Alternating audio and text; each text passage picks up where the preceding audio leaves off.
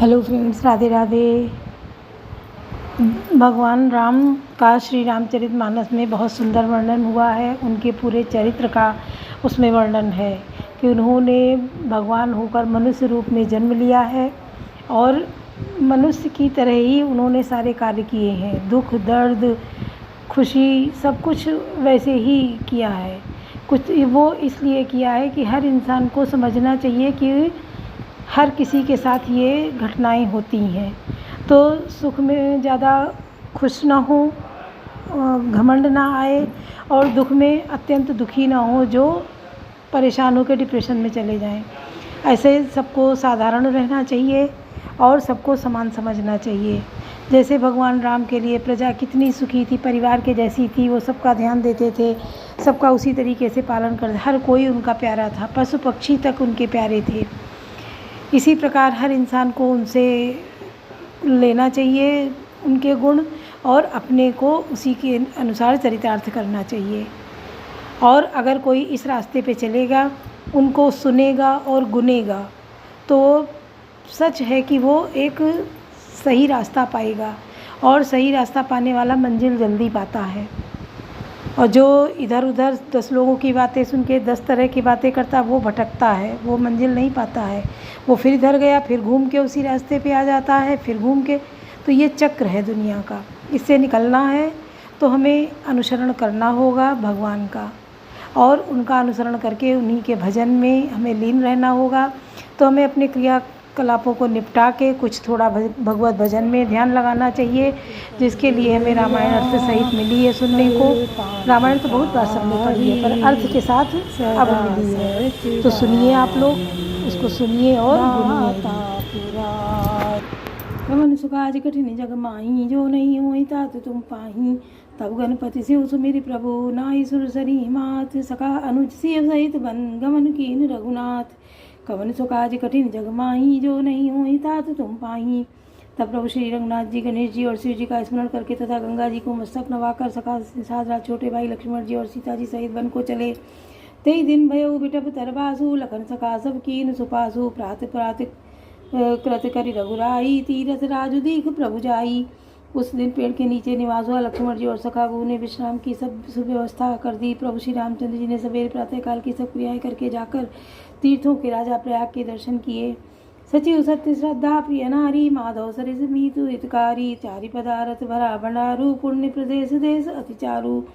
उस राजा का सत्य मंत्री है, श्रद्धा प्यारी स्त्री है, और श्री त्रिवेणी माधव जी सरीखे हितकारी मित्र हैं। 4 पदार्थों धर्म अर्थ काम और मोक्ष से भंडार भरा है, और वह पुण्यतम प्रांत ही उस राजा का सुंदर देश है। क्षेत्रोगम गढ़ गाढ़ सुहावा, सपने नहीं पर प्रतिपक्ष पावा। सेन सकल तीरथ पर वीरा, कलुष अनीक दलन रंधीरा। प्रयाग क्षेत्र की दुर्गम मजबूत और सुंदर गढ़ किला है, जिसको स्वप्न में भी पाप रूपी शत्रु नहीं पा सके हैं। संपूर्ण तीर्थ ही उसके श्रेष्ठ वीर सैनिक हैं, जो पाप की सेना को कुचल डालने वाले हैं और बड़े रणधीर हैं। संगम सिंहासन सुठि सोहा, शत्रु अखय बटु मुनि मनु मोहा। चवर जमुन अरु गंग तरंगा, देखी हुई दुख दारिद भंगा।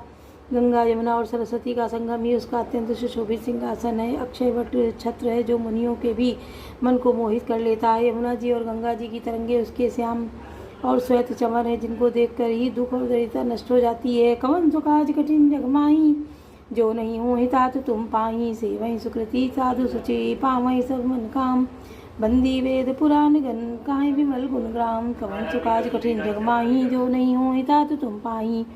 पुण्यात्मा पवित्र साधु उसकी सेवा करते हैं और सब मनोरथ पाते हैं। वेद और पुराणों के समूह भाट हैं, जो उनके निर्मल गुण गणों का बखान करते हैं। को कई सकई प्रयाग प्रभाऊ, कलुष कुंज कुंजन मृगराऊ। अस तीरथ पति देखि सुहावा, सुख सागर रघुवर सुख पावा। पापों के समूह रूपी हाथी के मारने के लिए सिंह रूप प्रयागराज का प्रभाव महात्मा कौन कह सकता है। ऐसे सुहावने तीर्थराज का दर्शन कर सुख के समुद्र रघुकुल श्रेष्ठ श्री राम जी ने भी सुख पाया। कैसे लख नहीं सकई सुनाई, श्री मुख सीरथ राज बढ़ाई। करि प्रणाम देखत बन बागा, कहत महातम अति अनुरागा।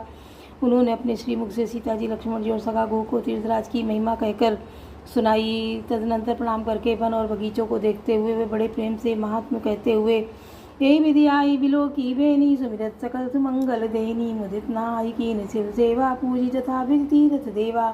इस प्रकार श्री राम ने आकर त्रिवेणी का दर्शन किया जो स्मरण करने से ही सब सुंदर मंगलों को देने वाली है। फिर आनंद पूर्वक त्रिवेणी में स्नान करके शिव जी की सेवा पूजा की और विधि पूर्वक तीर्थ देवताओं का पूजन किया।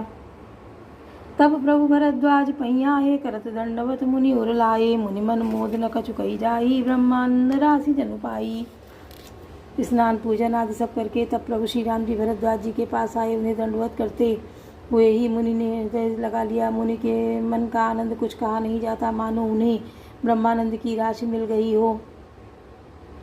कमन सुकाज कठिन जग माही जो नहीं हो तात तुम पाही दीन हसीस मुनि सुर अति आनंद वस जानी लोचन गोचर सुकृत फल मनो किए विधियान। कवन सुकाज कठिन जग माही जो नहीं हो तात तुम पाही।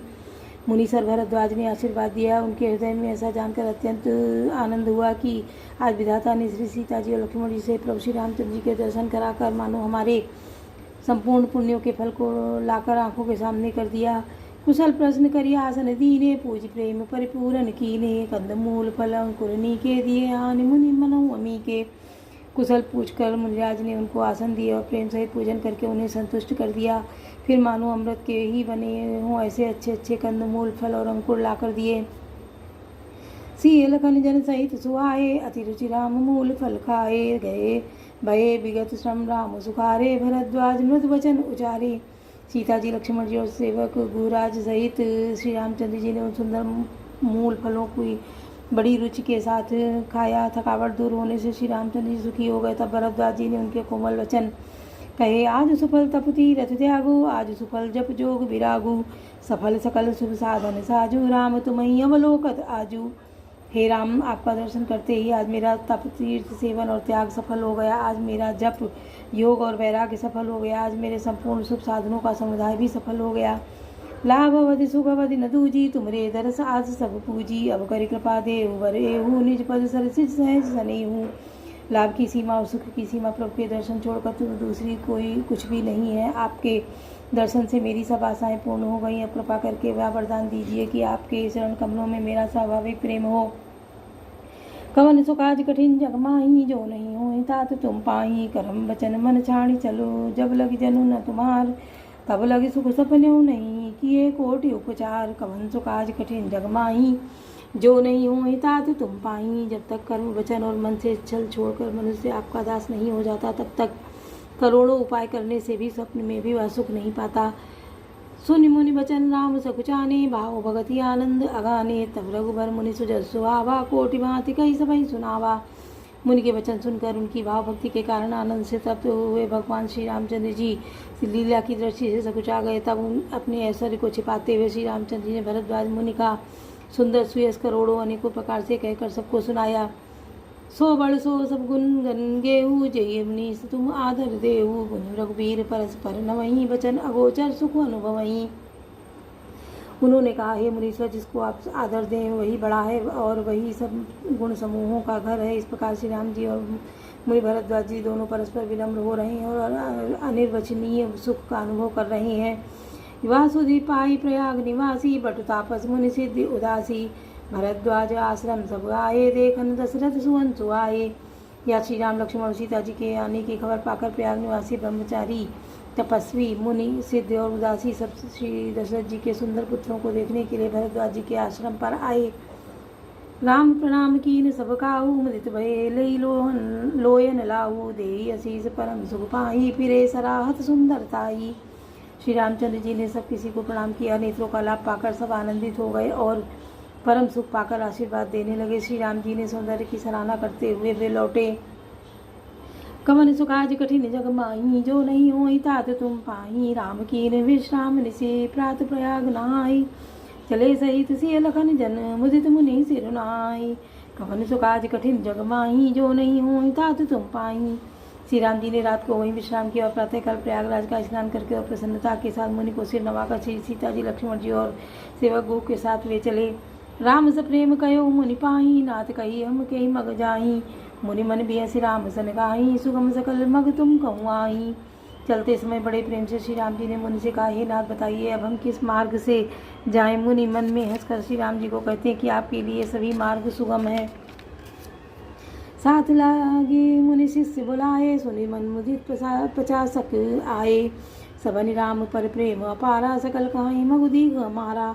फिर उनके साथ के लिए मुनि ने शिष्यों को बुलाया। साथ जाने की बात सुनते ही चित्त में हर्षित हो कोई 50 शिष्य आ गए। सभी को श्री राम जी पर अपार प्रेम है। सभी कहते हैं कि मार्ग हमारा देखा हुआ है। मुनि भट्टाचार्य संग तब दीने, जिन बहु जन्म सुकृत सब कीने।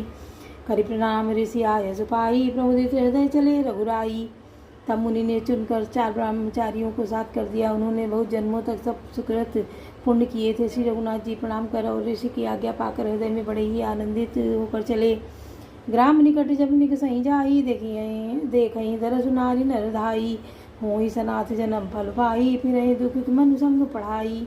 जब वे किसी गांव के पास होकर निकलते हैं तब स्त्री पुरुष दौड़कर उनके रूप को देखने लगते हैं। जन्म का फल पाकर वे सदा के साथ अनाथ सनाथ हो जाते हैं और मन को नाथ के साथ भेजकर शरीर के साथ न रहने के कारण दुखी होकर लौट आते हैं। कवन सुखाज कठिन जगमाई, जो नहीं हो तात तुम पाई। विद्या किए बट विनय करी, फिरे पाई मन काम। उतर नहाए जमुन जल, जो शरीर समश्याम। कवन सुखाज कठिन जगमाई, जो नहीं हो तात तुम पाई। तदनंतर श्री राम जी ने विनती करके चारों ब्रह्मचारियों को विदा किया। वे मनचाही वस्तु अनन्य भक्ति पाकर लौटे। यमुना जी के पार उतरकर सबने यमुना जी के जल में स्नान किया, जो श्री रामचंद्र जी के शरीर के समान ही श्याम रंग का था। बोलो सियावर रामचंद्र की जय। पवन सुत हनुमान की जय। लाडले लखन लाल की जय।